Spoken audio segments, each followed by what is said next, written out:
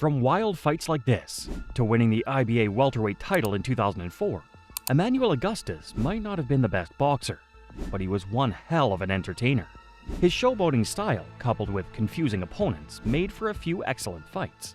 But despite Floyd Mayweather calling him the toughest opponent he ever fought, Emanuel Augustus was my toughest opponent thus far, and fans loving him in the ring, tragedy struck. This is the story of Emanuel Augustus, and why you will never look at him the same again. Born on January 2, 1975, Emanuel Augustus is perhaps one of the most forgotten names in the world of boxing. Despite being born in Chicago, Augustus actually grew up in Louisiana. He would also box out of Baton Rouge, which he naturally considered home. Another interesting fact is that Augustus never really carried his father's name. He was born under the name Burton, which he grew up with and even began his boxing career with. However, he later had a change of heart, choosing to adopt the name of his father and going by the name Augustus. By the age of 17, Augustus adopted the sport of boxing, where he quickly began making a name for himself. Finally, it was time for him to earn a few televised fights, and this is where things finally kicked off for the Louisiana native.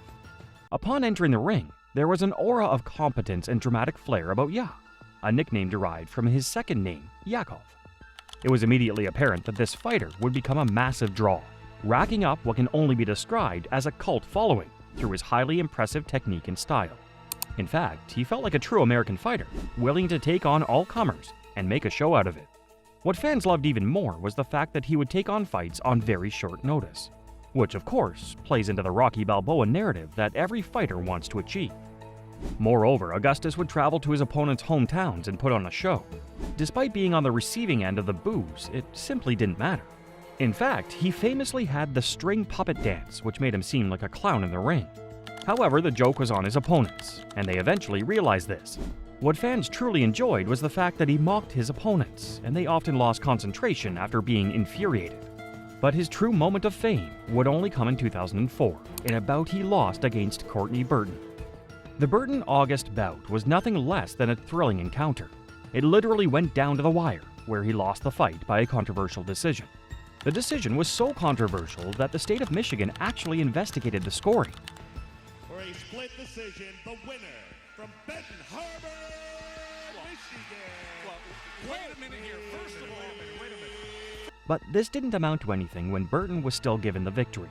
Nevertheless, he demanded a rematch, a single match to avenge the controversial ending, which garnered massive attention from the media. It would take another 2 years, forcing Augustus to wait until 2006 for the opportunity to get this rematch.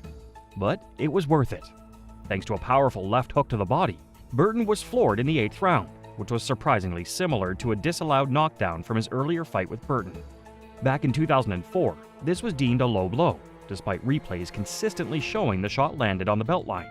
In fact, this could have made the difference to him actually winning the first bout. His fight record was nothing to write books about. Compared to someone like Floyd Mayweather, who had 0 blemishes, Augustus, well, he had quite a few. By the end of his career, he had 38 wins from 78 fights, 20 of which were won by KO. But the 34 losses are perhaps what experts focus on when judging how good of a fighter he was. At least he had a very few memorable fights that will forever remain talking points. One such fight is his bout against Carlos Vilches in 2002. Not only was this an upset, but it propelled Augustus to the number 2 ranking in the IBF light welterweight division. A level of success not even Augustus thought he'd ever reach, but his career was about to be even better. Or was it? Well, much like the ups and downs of his career, Augustus was about to reach another low point. He followed up this magical fight with 4 losses by way of decision. A few of these losses were somewhat controversial, but they finally set him up to be a more consistent fighter, culminating in a victory over Alex Trujillo and winning the IBA light welterweight title. He would naturally lose the title a few months later in a controversial fashion. Once again, Augustus was on the wrong side of officials when he was disqualified for pushing, talking back to the ref, and ignoring the referee's call for him to look the ref in the eyes. Probably a bit harsh, but nevertheless, he was handed an official loss. This wasn't his only title, which was followed up by the WBC Continental America's light welterweight title in 2006, and the WBO Oriental welterweight title in 2008. Unfortunately, his career didn't end well. A flurry of losses would ultimately spell the end of his career. In fact, he finished with 4 losses on the trot, culminating in his retirement in 2011. But controversy would continue to follow Augustus for the rest of his life. On the eve of October 13, 2014, the unthinkable happened. After departing his local gym, Augustus was in the wrong place at the wrong time. Police reports suggest that he was walking past two men, one by the name of Christopher Stills and another unnamed man, who were arguing. Moments later, a shot went off. Augustus would be found later, with a pair of boxing gloves beside him before he was taken to hospital. The incident was so severe that it ultimately left him in a comatose state. Without any hope that he'd survive the ordeal, medical staff pulled off the impossible. They literally brought him back from a near-certain death. Augustus ultimately survived the ordeal, where he would stay with his sister in Baton Rouge while recovering.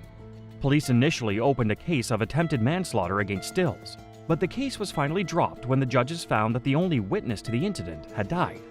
The case never went to trial, and the person responsible for the incident is still walking freely. Nowadays, Emanuel Augustus is still suffering from some of the effects of the incident. Most notable are the memory issues, hearing issues, and just the overall trauma of the situation. Whether he would have ever boxed again following the incident was in question, but his age and lack of training, coupled with the trauma from the injury, would have made it nearly impossible. But there's something about Augustus that just makes him special. Perhaps the biggest reason for his appeal to the fans will remain his incredible fighting style. It was never the best or most decisive fighting style, but the fans ultimately loved it. The flamboyant style was rather frustrating for his opponents and would make them out to be fools. He eventually earned the nickname of the Drunken Master, a cute wordplay on his style resembling a drunken fighter. Secondly, his bout with Floyd Mayweather certainly caught the attention of the fans, and it would ultimately lead to him blowing up into superstardom as well. Floyd Mayweather famously stated that Augustus was his toughest opponent to date. However, Manny Pacquiao might have something to say about this. Finally, his tendency to fight on impulse. Without enough time to prepare, Augustus would easily agree to a fight. Despite his style being sloppy and fitness not always the best, he would occasionally win as the underdog. However, this might have also been the reason for many of his losses in the end. Now, in the modern era of boxing, with highly specialized training, he might not have been so successful. For the avid sports fans out there, Augustus can easily be compared to the likes of Joe Daly in golf. But Augustus is certainly a once-in-a-lifetime fighter, willing to risk himself for the entertainment of the crowd. His long list of controversial finishes will always have people believe he's much better than he truly was. But what do you think? Do you think Emanuel Augustus deserves more credit, or was he merely an opportunistic fighter? Let us know in the comments below.